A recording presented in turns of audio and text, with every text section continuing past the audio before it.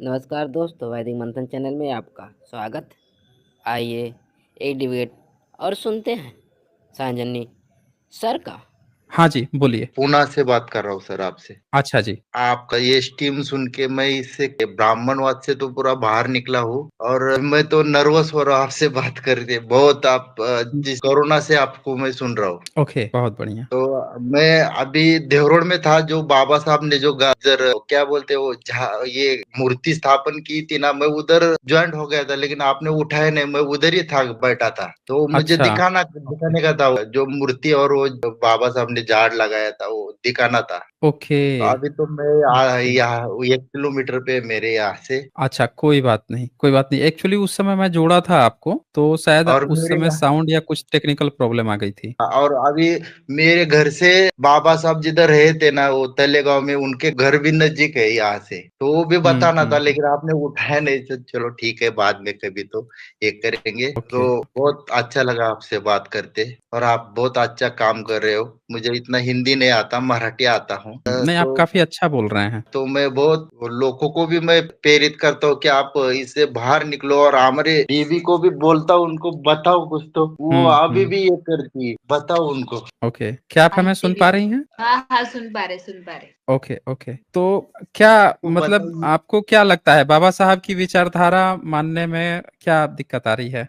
दिक्कत कुछ नहीं, ओके। ठीक है। उनका जो सब है ना, अच्छा लगता है। बाबा साहब ने जैसे 22 प्रतिज्ञा ली थी, तो उसको आपने कभी पढ़ा है 22 प्रतिज्ञा? पढ़ना नहीं आता उनको सर। पढ़ाई नहीं की। अच्छा, अच्छा, और कोई बात नहीं है। मैं भी 7 कला से ही पढ़ा हूँ खाली। अच्छा, कोई बात नहीं है, लेकिन वो सुना तो होगा ना आपने 22 प्रतिज्ञा बाबा साहब की? 22 कहीं से उसको इतना नहीं टीवी पता। में या कहीं से भी आप लोगों ने सुना हो 22 प्रतिज्ञा? कोई बात नहीं, अगर आप लोगों ने नहीं भी सुना है तो मैं आप लोगों को सुना देता हूँ 22 प्रतिज्ञा जो है वो क्या है। एक बार देखें, बाबा साहब से ना ज्यादा पढ़ा लिखा व्यक्ति आज तक पूरे बहुजन समाज में कोई हुआ नहीं है, और उनकी बात अगर हम लोग नहीं मानेंगे तो हम लोगों का जीना ही बेकार है, क्योंकि उनके कारण ही आज हम लोग आपस में बात भी कर पा रहे हैं। सब उनकी बदौलत है। हर एक चीज हम लोग के ऊपर कर्ज है, समझिए कि ये कर्ज हम लोग कभी चुका नहीं पाएंगे। तो बाबा साहब अम्बेडकर की ना ये 22 प्रतिज्ञा है। एक बार इसको आप जब पढ़ेंगी, इसको समझेंगी कि बाबा साहब वास्तव में क्या कहना चाह रहे हैं। मैं पढ़ता हूँ आपको, मैं ठीक है, सुनाता हूँ ठीक। आपको कि बाबा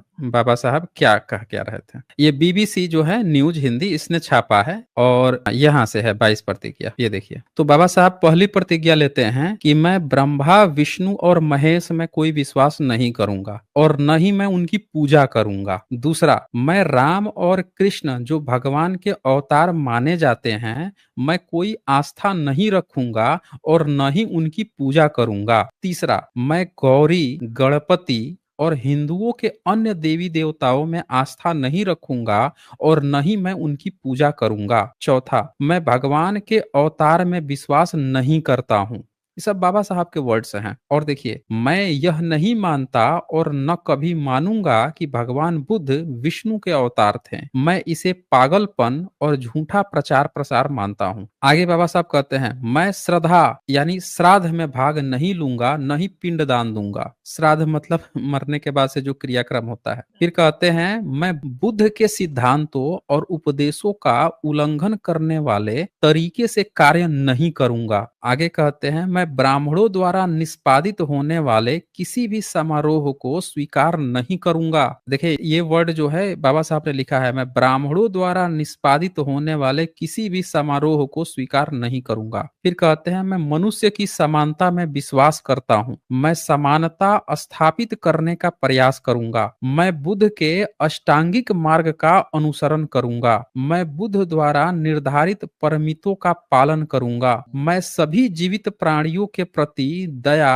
और प्यार भरी दयालु रहूंगा तथा उनकी रक्षा करूंगा। मैं चोरी नहीं करूंगा। मैं झूठ नहीं बोलूंगा। मैं कामुक पापों को नहीं करूंगा। मैं शराब, ड्रग्स जैसे मादक पदार्थों का सेवन नहीं करूंगा। मैं महान अष्टांगिक मार्ग के पालन का प्रयास करूंगा एवं सहानुभूति और अपने दैनिक जीवन में दयालु रहने का अभ्यास करूंगा। मैं हिंदू धर्म का त्याग करता हूँ, जो मानवता के लिए हानिकारक है और उन्नति और मानवता के विकास में बाधक है। क्योंकि यह असमानता पर आधारित है और स्वधर्म के रूप में बौद्ध धर्म को अपनाता हूँ। मैं दृढ़ता के साथ यह विश्वास करता हूँ कि बुद्ध का धर्म ही सच्चा धर्म है। मुझे विश्वास है कि मैं फिर से जन्म ले रहा हूँ। मैं गंभीरता एवं दृढ़ता के साथ घोषित करता हूँ कि मैं इसके बाद अपने जीवन का बुद्ध के सिद्धांतों व शिक्षाओं एवं उनके धम्म के अनुसार मार्गदर्शन करूंगा। तो ये जो शब्द हैं ये बाबा साहब की पूरी 22 प्रतिज्ञा है जो बीबीसी ने छापी है। और बाबा साहब को प्रतिज्ञा आप सोचिए 5 लाख 7 लाख लोगों के बीच में ये प्रतिज्ञा लिए थे और पूरे 5 लाख लोगों ने बाबा साहब के साथ धम्म को अपनाया। फिर अगले दिन 2 लाख लोग पहुंच गए फिर से इस प्रतिज्ञा को दोहराने और धम्म को अपनाने के लिए। और अगर आज की डेट में हम लोग बाबा साहब को नहीं समझेंगे, नहीं जानेंगे, तो समझिए कि हम लोगों का जीना ही बेकार है। हम लोग जन्म तो ले लिए हैं लेकिन अपने समाज जिसने हम लोगों को चलना बोलना बराबर बैठना सिखाया उनकी बात नहीं मान रहे हैं तो फिर ये जीवन का कोई मतलब ही नहीं है, कुछ मतलब नहीं रह जाएगा हम लोग के जीवन का। तो ये चीज थैंक यू है सर। और जी। इनकी जो माँ है ना, इनकी मेरी औरत की माँ जो है ना, इन्होंने तो पांडुरंग विट्ठल भगवान की माला गले में डाली है और बोलती है और हमेशा विट्ठल विट्ठल विट्ठल करते बैठती है और भगवान का कुछ भी उनको कैसा बाहर निकालो समझ में नहीं आ रहा है। कि विठल जो है ना वो है बुद्ध का ही मूर्ति, उसको ब्राह्मणों ने कब्जा कर लिया है। वो पहला तो चीज मुझे ये पता है। है सर। अब दूसरा पॉइंट सुनिए। दूसरा पॉइंट ये है कि बाबा साहब की जो पत्नी थी ना उनके मन में भी ये चीज था कि हम विठल जी के दर्शन करेंगे, विठल जी के दर्शन करेंगे। तो बाबा साहब से खूब प्रयास की कि नहीं हमको ले चलिए, हमको ले चलिए। बाबा साहब का समझाते थे कि देखो वहां पे ब्राह्मणों का कब्जा है, हम जाएंगे वो सब हमको बेइज्जत करेंगे और हमको घुसने भी नहीं देंगे, क्योंकि हम लोगों को ये विठल में ये कोई भगवान भगवान नहीं है, उसमें कोई शक्ति वक्ति नहीं है। वो अलग बात है हम ही लोगों का है लेकिन उसमें कोई ब्राह्मणों का शक्ति नहीं है। अगर होता तो हम लोग को अछूत बना के क्यों रखता और हम लोगों को उसके पास जाने की क्यों जरूरत थी। वो हम लोगों को बराबर हक देता ना। जो सोचिए कि वो चाह ही नहीं रहा है, हम जाते हैं या ब्राह्मण हमको मार के भगाएगा और विठल नहीं आ रहा है बचाने, तो उसकी हम पूजा करके क्या करेंगे, फिर करके ही क्या कर लेंगे जो उनको सर हक नहीं आने दे बोलता रहा है। हूँ, तो मैं उनको तो बोलता बाबा हूँ साहब उनको ना, समझ रहे हैं। हाँ तो बाबा साहब जो हैं इस बात को जानते थे तो उन्होंने क्या किया कि माताजी जो रमाबाई हैं उनको लेके गए उनके दिलासा के लिए कि तुम नहीं समझ रही हो ना, चलो मैं तुमको दिखाता हूँ सैंपल, जो कहा हूँ यही होगा। लेके गए तो जब ये लोग लगे थे लाइन में, जब वहां गए और जब उसने देखा और पूछा जाति वाति देख लिया तो घुसने नहीं दिया। जब नहीं घुसने दिया तो उन्होंने कहा कि देखो तुम विठल विठल कर रही हो, विठल को थोड़ी भी चिंता है, अगर उसमें शक्ति होता भगवान होता तो वो अपने भक्त को रोक लेता। कोई इंसान रोक लेगा? अगर ताकत है भगवान में, इंसान रोक ले रहा है अपने भक्त को जाने में, तो वो इंसान को रोक नहीं पा रहा है तो कैसे फायदा करेगा। बाबा साहब वहां क्लियर क्लियर ये मैसेज दिए हैं और उन्होंने तभी बुद्ध धर्म को अपनाया कि हमको इधर उधर भागने की जरूरत नहीं है। जब हर एक चीज हम लोगों के पास है ही तो हम अच्छे से मानेंगे ना उस चीज को, हम क्यों दूसरे जगह जाकर बेइज्जत होकर अपनी इज्जत गंवाएंगे। और मेरी कहानी आपको बताना था। मैं 6 क्लास में पढ़ता था, तब मैं पूना में था। पूना से मैं गांव गया, मेरा गांव पूना से 100 किलोमीटर है। तो मैं बहुत दिन के बाद गया था ना, साल के बाद में छुट्टी गिर गई थी, तो धूप की छुट्टी गिर गई थी, गया तो मेरा एक दोस्त था, वो उच्च वर्ण का था, वो मराठा था। उसने मुझे घर में आने के लिए बुलाया और ठीक है बोला चलो बाबा बुला रहा है तो जाएंगे अपन। तो उसके माँ ने चाय बनाई, वो चाय बनाई और इतना वो चाय जो देते ना वो छोटा गिलास में, तो इतना गंदा गिलास था, हिसाब के बाहर। वो चलो ठीक है बोला चाय है अपन पियेंगे, पिया मैंने। और वो चाय का गिलास है ना घर के बाहर, एक हमारे मराठी में दिवड़ी बोलते हैं, दिवड़ी, उधर रखा। मैं 2 महीना था छुट्टी में उधर, वो 2 महीना ग्लास उधर ही था, उन्होंने हाथ भी नहीं लगाया उससे उसको। बताइए। बहुत मुझे बुरा, मुझे तभी कुछ नहीं लगा, लेकिन जैसे जैसा मैं अभी बड़ा हो गया ना तो मुझे समझ में आने लगा अरे ऐसा क्यों किया, तो ये बात थी क्या, इसीलिए ये अभी मुझे समझ में आ रहा है। और आप सोचिए कि हमें ऐसा भगवान क्यों चाहिए जो भगवान इस तरह की घटना होने दे रहा है और उसको अच्छा लग रहा है। अच्छा लग रहा होगा तभी ना कुछ नहीं बोल रहा है, नहीं तो ऐसी चीजें कभी होती ही नहीं। और भगवान के मर्जी के बिना तो कुछ भी नहीं घटता ना। तो फिर ये सारी चीजें घट रही थी, यानी भगवान को अच्छा लग रहा है। ऐसा भगवान हमको चाहिए ही नहीं, ऐसे भगवान को हमें टाटा बाय बाय कर देना है। सीधे सीधे। बरोबर। और एक इंसिडेंट है मेरे साथ में।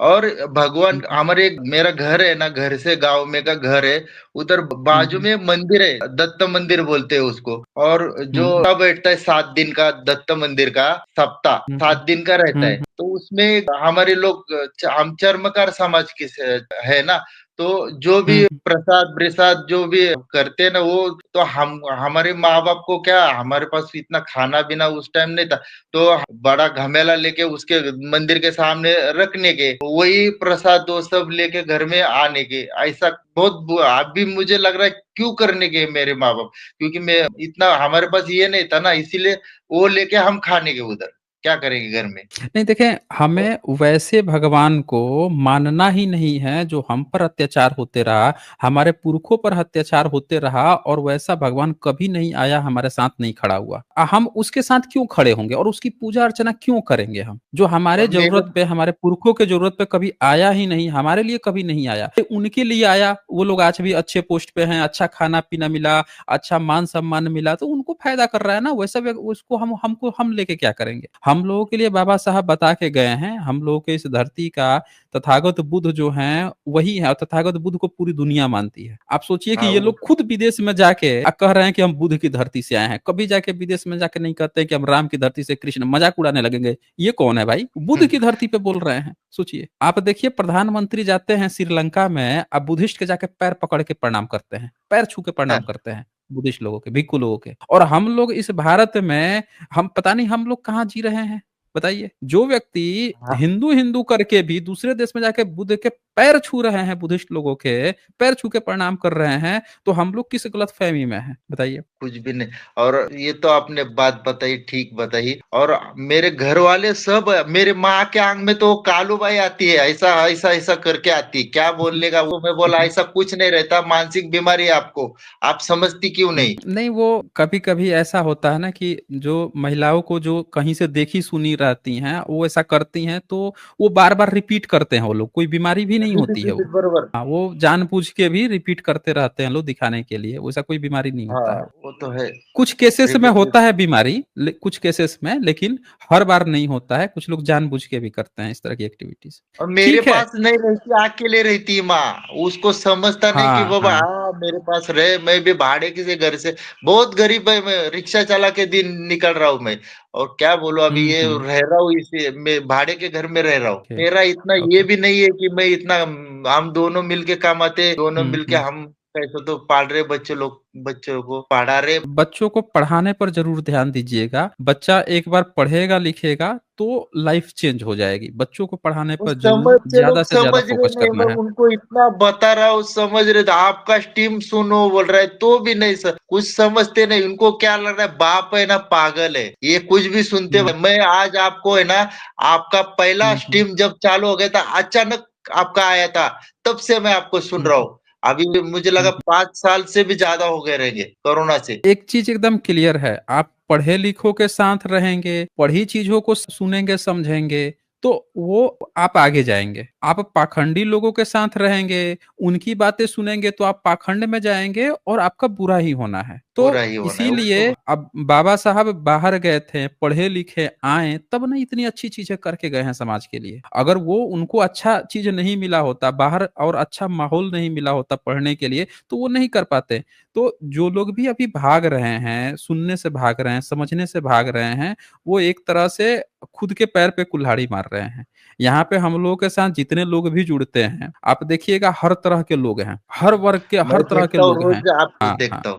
ठीक है संतोष जी, ओके, बहुत बढ़िया। और आप दोनों थैंक को मैं फिर से कहता हूं कि आप लोग, मैडम जी जो हैं आपकी, उनको भी मैं कहता हूं कि आप लोग ज्यादा से ज्यादा स्ट्रीम को सुनिए। यहाँ पे हम लोग जितनी भी स्ट्रीम्स होती हैं, आप सुन के देख के देखिए, पढ़ाई करना, पढ़ाई करके ही हम ज्ञान लेते हैं, लेकिन आप स्ट्रीम सुन के आपको इतना ज्यादा ज्ञान हो जाएगा, इतना ज्ञान हो जाएगा कि आप किसी भी पढ़े लिखे के सामने जो है बड़े कॉन्फिडेंस से बात कर पाएंगे। आपको मैं उन जानकारी है ना, मेरे पढ़ाई मैडम पढ़ाई को वही करते बता रहा हैं, था इसलिए। जानकारी लेते हैं। हाँ, आपको इतनी जानकारी हो जाएगी जितना किसी पीएचडी क्लास किए हुए बंदे को उतनी जानकारी नहीं होगी, उस लेवल की आपको जानकारी हो जाएगी। करना क्या है, बस देखिए सुनिए, जब भी समय मिले सुनते रहिए, देखते रहिए, आपको सारी चीजें पता चलती जाएंगी। ठीक है, ओके। Thank you sir. आज बस इतना ही, फिर मिलेंगे हम अगली डिबेट के साथ अगले वीडियो में। तब तक के लिए नमस्कार।